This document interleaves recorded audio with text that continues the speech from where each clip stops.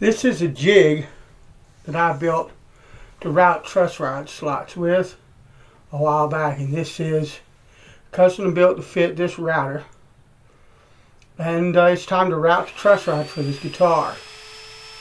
And what I have is the truss rod is 3/16 wide, and so I have a 3/16 router bit in this router, and this is a plunge router. And what I'm doing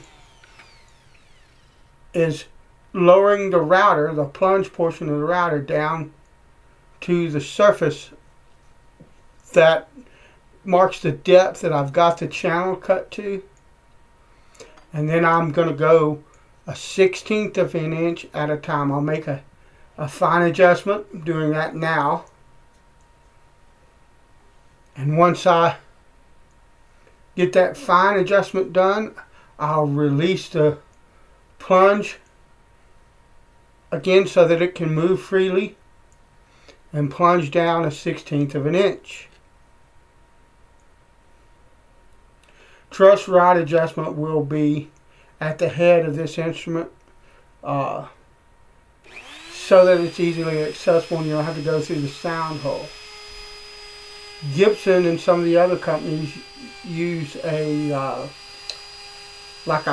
nut, a hex nut at the end of the truss rod, and they have to route out a big huge honking hole in the end of the head of the guitar.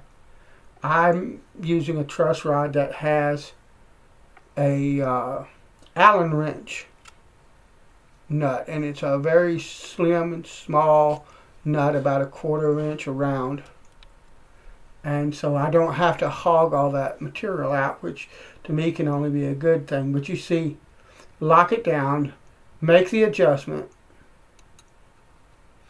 unlock it, and route some more now. And I'll do this until the truss rod reaches the depth that I'm looking for the body of the truss rod, until that slot reaches that depth. Now at the head of the headstock, or at the head of the truss rod, which will be at the head of the headstock, it's a 1/4 inch wide, or 1/16 of an inch, 32nd of an inch on either side, however you want to look at it. Difference because there's a block, a metal block at the end that the truss rod nut bears down on, and so I have to make clearance for that once I get this 3/16 slot routed to the depth that I want it to. And I have to be careful because down toward the end there, I've only got just a little bit of those rails on this jig to lay the router on. I'm going to actually modify it a bit so that the neck will slide a little bit further into the jig and allow me more purchase later for the router, but right now it works just fine.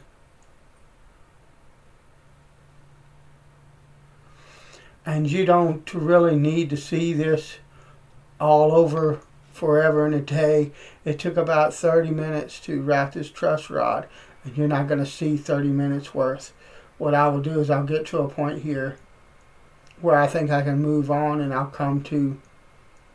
we'll move to where I'm adjusting or cutting the channel for the adjustment at the head.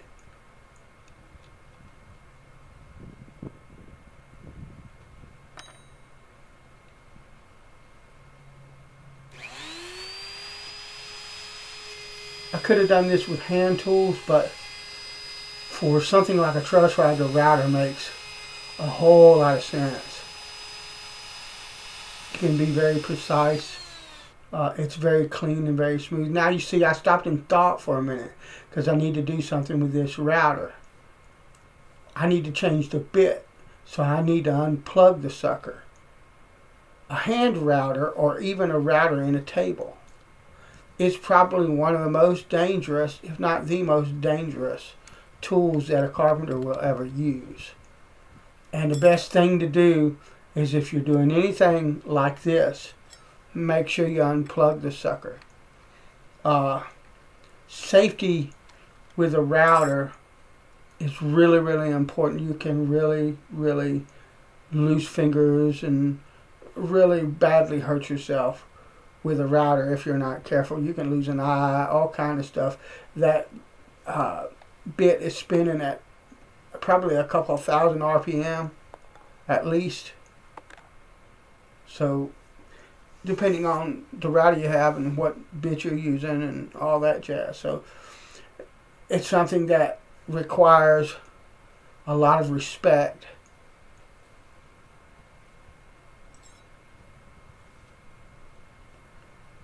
And so now I'm going to plunge down to the 1/4-inch route, which will be the thickness of this neck blank. And then I'm going to move over. After I make the adjustment for the depth, I'll move up to the head and go a 1/16 of an inch at a time, just like I did with the body of the truss rod route.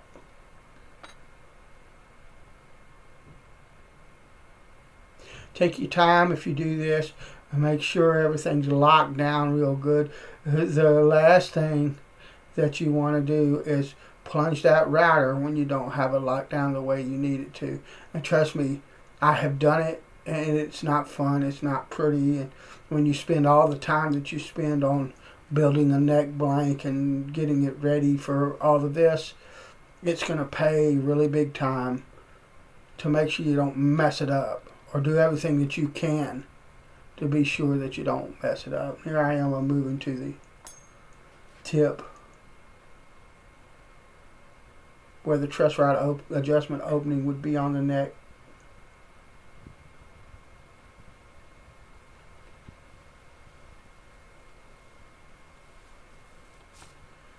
And now it's time to route.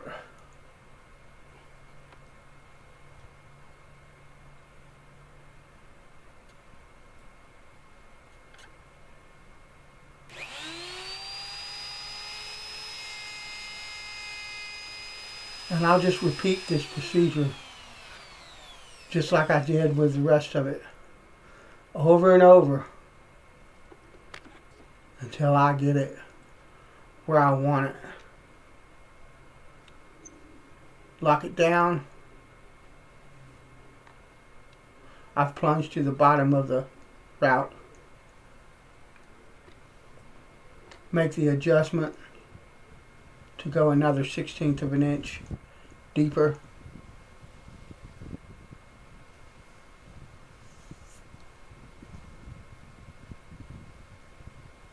Lock it down good. Because that adjustment, it rests on a stop below it. And that's what stops the plunge router from going any deeper. So you want to lock that down good so that it doesn't slip when it hits that stop.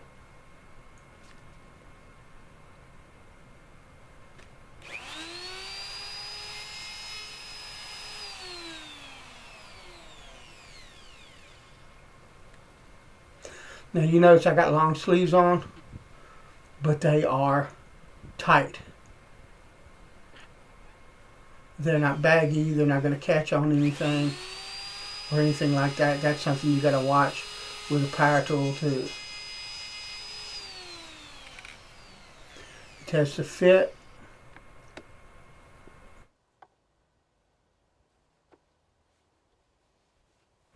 And the finished product. Thanks very much for watching. God bless you. I'll talk to you later.